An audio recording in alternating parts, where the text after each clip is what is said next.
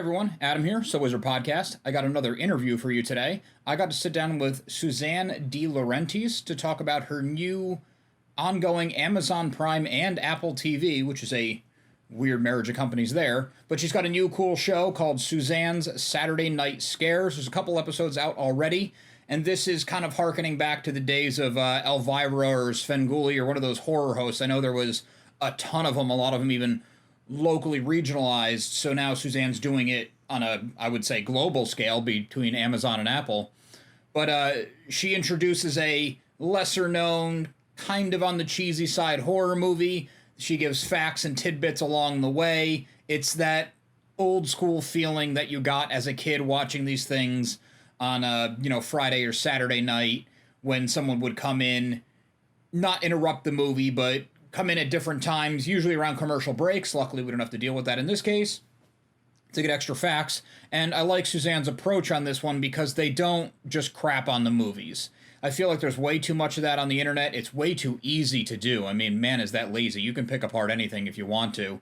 So it's kind of cool to harken back to those old days, get the nostalgia hit, but also do it with respect for where it's come from.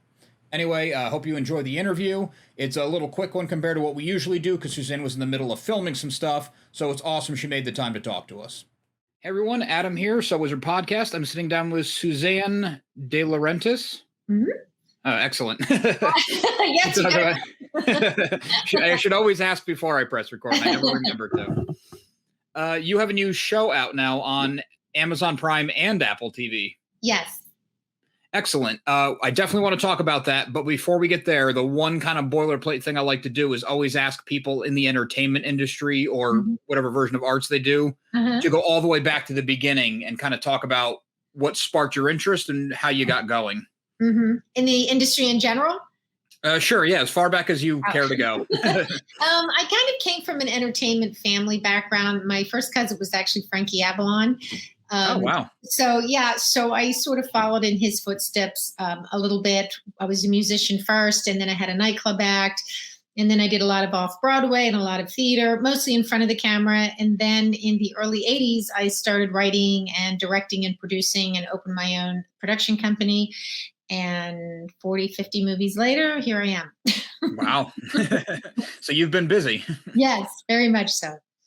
That's awesome. So you came from a showbiz family, so it didn't seem like a departure. It's not like you came from a family of accountants and you said, I'm going to go to entertainment, and they said, no. No, very much an entertainment-oriented family. And my mother was actually my manager. Oh, great. Was that a good thing? Did that work out? Oh, it was. I mean, she's passed away now, but she was just amazing and wonderful. And I was really blessed to have her in that role, and especially as a role model and mentor for me. That's excellent. It sounds like a huge leg up. Yes, very much so. Sorry. We have a little bit of construction going on, so I don't technically have a door to close, and he knows when I press record. That's okay. We're actually editing in the room next to me.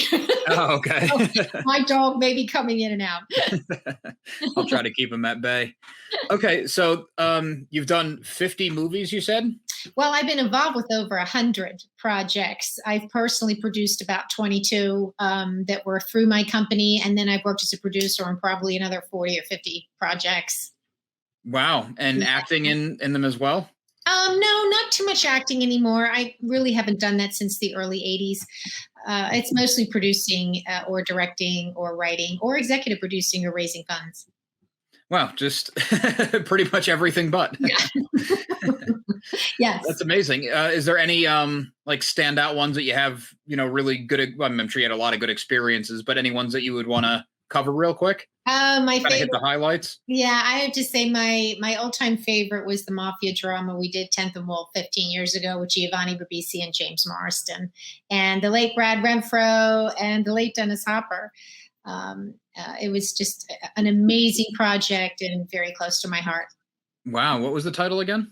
10th and Wolf. It was a mafia drama written by Bobby Moresco, who had just won the Oscar for Crash at the time.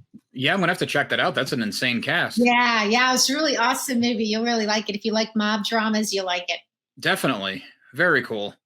Okay, so that kind of very quickly catches us up to now. How did your Suzanne's Saturday Night Scares come about? Because that was a kind of a hallmark of the 80s, which is very cool that you're bringing it back.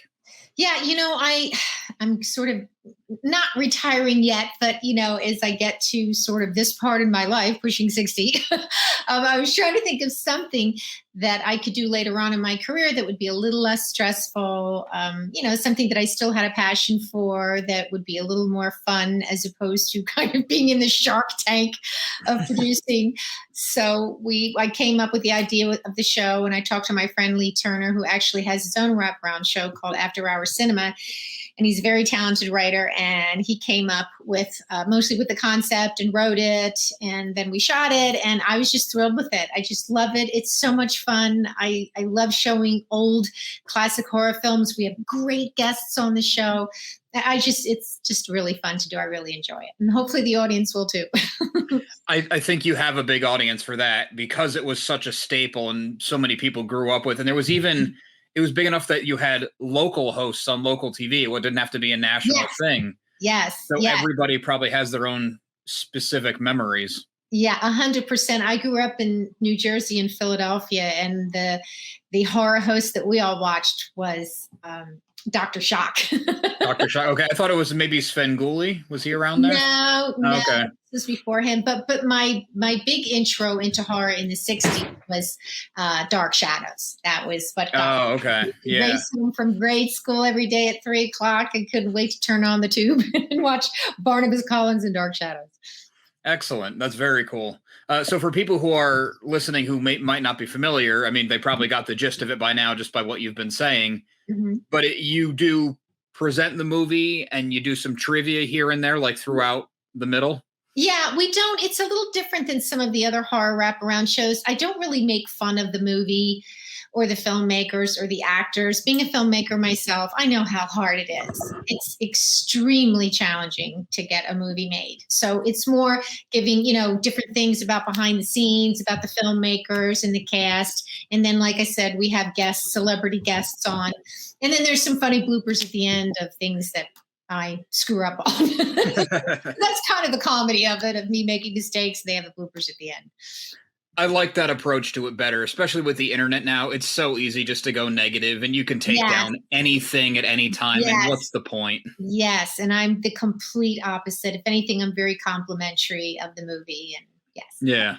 Because especially in the horror genre, it seems even the ones that people might not consider as good, or they still find their audience and there's still enjoyment in them. So it's a nice approach. Yeah. Yeah. And I think too, I'm not really creating a character. I'm being me. So I think that's different too. With some of the other wraparound shows, they create characters, and it's just me, the producer, director, filmmaker. Right.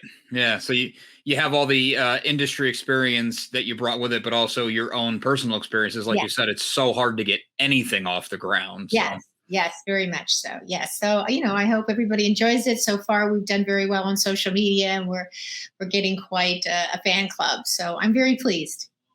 How does the episode drop happen? Is it like a weekly thing, or did you do a batch and they're all out there now? Right now we have 2 episodes that we've released, and we're going to do some more. Unfortunately, we kind of got hit with the COVID thing. So we sort of had to, back off a little bit and just kind of slow things down and make our crews a little bit smaller. But we're going to be gearing up again in the next month or so. Oh, excellent. Yeah. And how do you go about finding the movies? We have a company that we go through. They send us a list of the ones that are in public domain, and we try to pick ones that are somewhat avant-garde, a little different, maybe not the ones you've seen a million times. And, some of them depend on how good the quality is for us to air them. Some that we pick, we want to make sure that some of the actors are still with us so that we have an opportunity to bring them on. So it's kind of a multitude of things that allows us to decide which one we want to show. Do you end up doing a lot of watching, and there might be one that you really enjoyed, but there's just not much to talk about outside of you enjoyed it? I can't say that. I have to say all of them have a lot of stuff to talk about. Okay. And I've seen a lot of them anyway, because I'm a huge horror buff. So. All right. That's cool. So you're going to kind of bring in that knowledge too. Yes. Yes. Very cool. And is this something that you had kicking around for a while, or when you decided you wanted to try something else that was a little less cutthroat, you said, "Oh, we could do that"? I kind of had it on my mind for a while that I wanted to do it. So I just, it was all about timing and getting the opportunity. That's awesome. Yeah. And you said you kind of got hit with COVID, understandably, Yeah. everything and everyone. Yeah. Yep. Yep. Does this require a huge group of people to make? It does. It's not really. I know some of the other horror wraparound shows are a little bit of a smaller. We're kind of big, so we probably have a crew of 25, 30 people, and then we have all our people in post and our writers. So it's. I wouldn't say it was a small production. Oh, that's interesting. Yeah. It seems like, it feels like on the surface it could be done with a smaller crew, but I guess the more you have, the better the work goes. Yes, very much so, very much so. But I really appreciate you having me on the show and promoting it and allowing me to talk about it. Oh, absolutely. I plan on jumping in, especially now that I know it's available now. Oh, great. Which, if we haven't mentioned, we definitely should. Oh, that would be awesome. I'd be so thrilled, and hopefully I can be on the show again and talk about it a little bit more as we get some more episodes. Oh, absolutely. No problem.